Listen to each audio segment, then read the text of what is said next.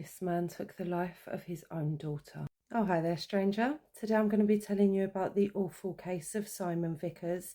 Viewer discretion, as always, is advised. It was a July evening like any other in the family home shared by Simon Vickers, his partner of 27 years, Sarah Hall, and their 14-year-old daughter, Scarlett. It was a Friday and the family were at home together, just doing what families do at home. For all intents and purposes, they were a pretty normal, loving and supportive family. Simon had come home after work that day and he'd smoked some wacky backy, he'd been watching some football on the television and drinking a few glasses of wine. By the time of the incident, he said he'd had about 4 glasses. Scarlett was upstairs in her room, Sarah was cooking dinner in the kitchen, and after the football had finished, Simon went into the kitchen and joined her. Scarlett came downstairs and joined her parents in the kitchen, and she and her mum started messing around, throwing grapes at each other. Simon wanted them to stop throwing the grapes at each other, and then Sarah turned round and pinched Simon's bum with a pair of kitchen tongs. As he turned round, she caught him on the finger with the tongs, and he said, "Ow." Scarlett then said something along the lines of, "Dad, don't be a wimp," and he responded by saying, "How would you like it?" At that point, Sarah had turned back around to continue cooking, and she heard Scarlett say, "Ow, ow," and when she turned back to see what was wrong, she saw Scarlett standing there injured.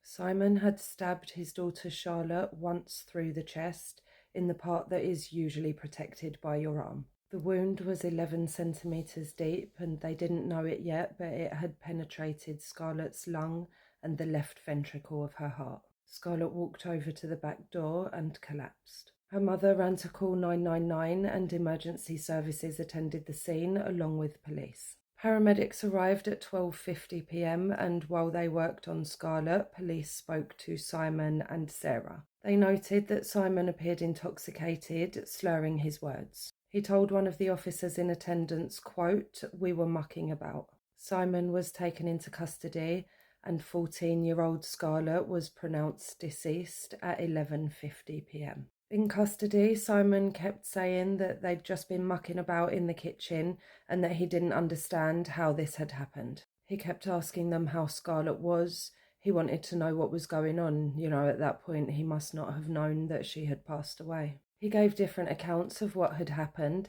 saying that Scarlett had been stabbed by accident, that he had been throwing knives, and also that he had thrown a spatula or tongs. Another version was that Scarlett had lunged into the knife, and also that he had swiped the tongs across the countertop, somehow causing the injury that way. The version that he would eventually give the jury was that he had swiped the tongs along the kitchen countertop, and that they had flown into the air, and that he hadn't even been aware of a knife before or after Scarlett's injury. The judge called this version unconvincing and wholly implausible. You see, the pathologist said that the injury required force, that it was made in a downward motion, and that Simon's arm would have had to have been braced for the injury to occur. The knife went in with such force that even through her bra, top, and fluffy dressing gown, there was some bruising.